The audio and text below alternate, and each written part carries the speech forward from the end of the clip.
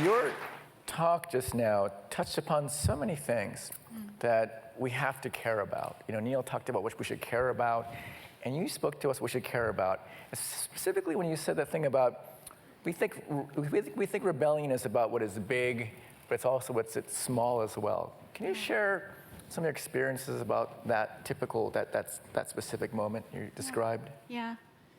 Well, I mean, I think it's exactly as you said, right? We often look to what feels like the big rebellion, and we miss this hard work, all the little rebellions along the way that led to the big idea, that fighting through, that sense of fighting through. And so, I mean, I can give you an example. We have a project now in ATAP in our group where we're trying to turn an industry on its head, right? Trying to rethink how we make mobile devices. And just imagine that you left the store and all of the apps that you were ever going to have were on your phone at that moment, right? It seems silly now, right? But that's essentially what happens with hardware. And so we asked the question, what if it was different? What if this very intimate personal device could change and evolve over time? What if you could swap the camera if you were a photography buff? Okay, so it's a radical idea, and a lot of people think that it can't be done. We're doing it, we're building it.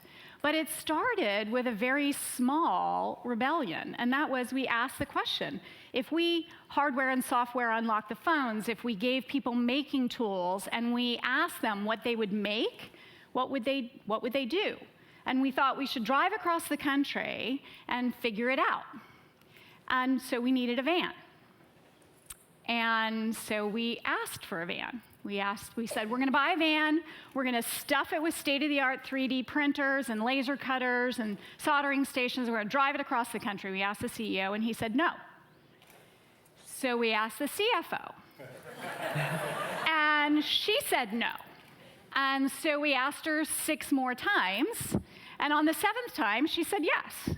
And then we needed a support vehicle, so we thought we shouldn't ask for a second vehicle.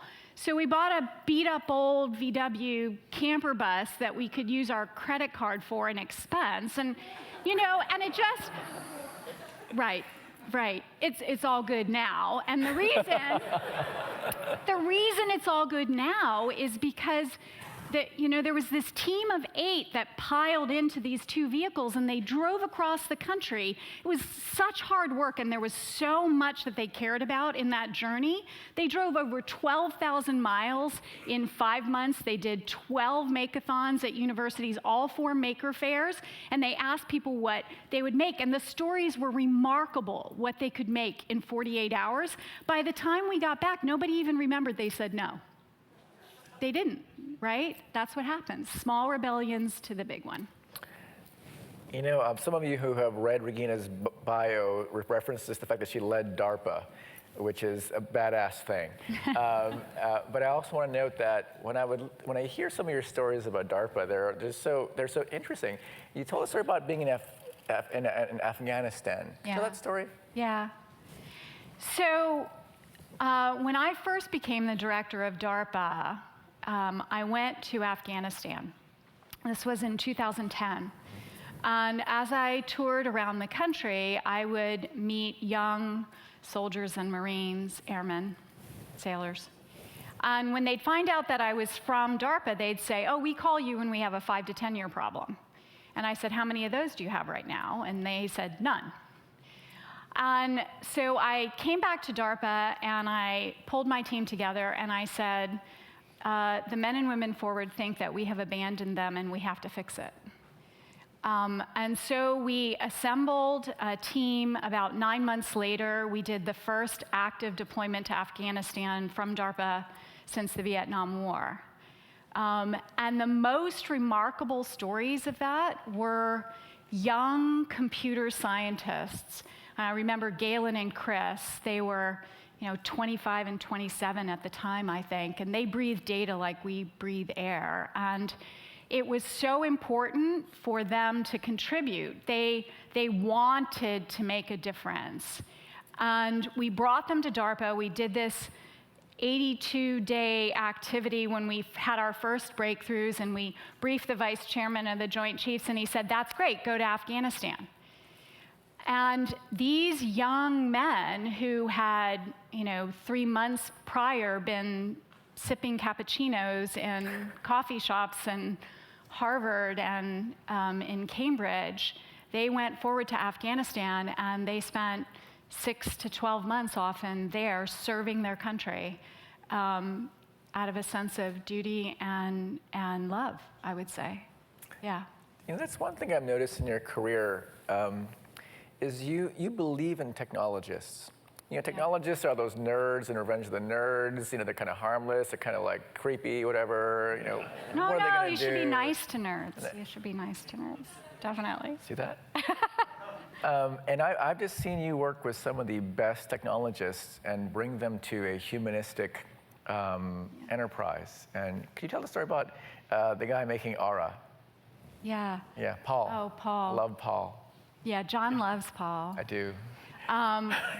We love Paul. So Paul is the one who is working on this modular phone concept. And Paul is simply brilliant. And he's so matter-of-fact about it. That's the amazing thing about Paul, right? Is just he's going to build this phone that completely challenges the entire ecosystem, and that's that. That's Paul. It's a bit bizarre. But it's the fact that he takes the technology knowledge that he has. Yeah. And you can see what he can do. Yeah. And you ask him to do the impossible. Right. And he doesn't ask questions he doesn't ask your permission. No. You let him go. That's right. And I think, it's partly what I think I learned. The hardest part of that story for me is talking about my parents, right? Because so much of what I saw there, so much of what I learned was to see that juxtaposition of work and love together. It was so hard, and the love was so deep and so committed. And when you see that and you lift it up and apply it to all the other parts of your life, that hot cauldron, work and love, technology and humanity, badass and beautiful, right? What you discover is that you can't spray paint love and humanity and beautiful on at the end. It has to be in the work itself from the beginning. And when you see people make that shift, make that turn, then the texture of the work changes. And then you don't want it to be any other way, right? And so that's partly what happens with Paul and so many of the other folks in our group, is that they make that transition where their work is how they're making things that they care about, that they're passionate about, visible. And when that happens, right, you just mostly need to get out of the way. Just get out of the way. You made me think about how leaders help their team members create stories about themselves and don't let them compromise. And I've seen you do that many times, and I hope to get to see that more in the future. Yeah. It's not my funeral.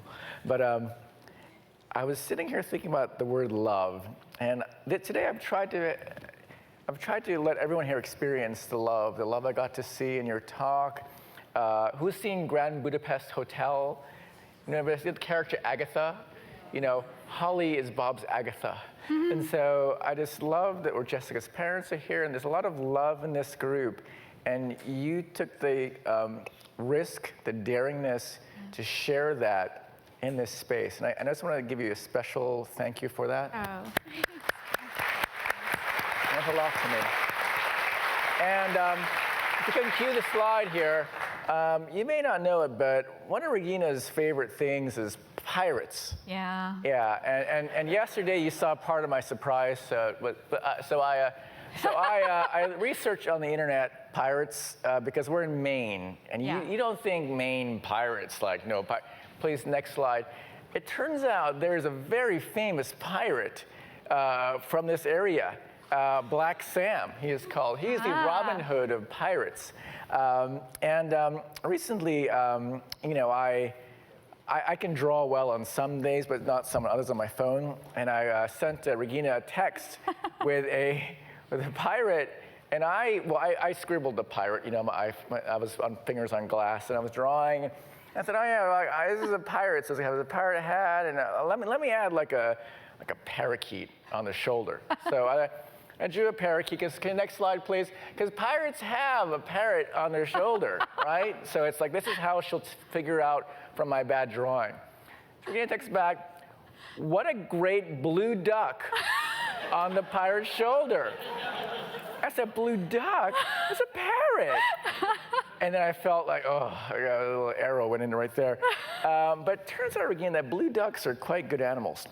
Turns out that in Maine, in my research, blue duck, L.L. Bean pioneered the blue duck decoy. May I please officially present to Regina Dugan an authentic L.L. Bean blue duck to add to your collection as a pirate?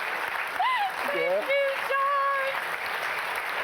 And now we go off, and thank you very much. And let's have a good time on those sessions out there.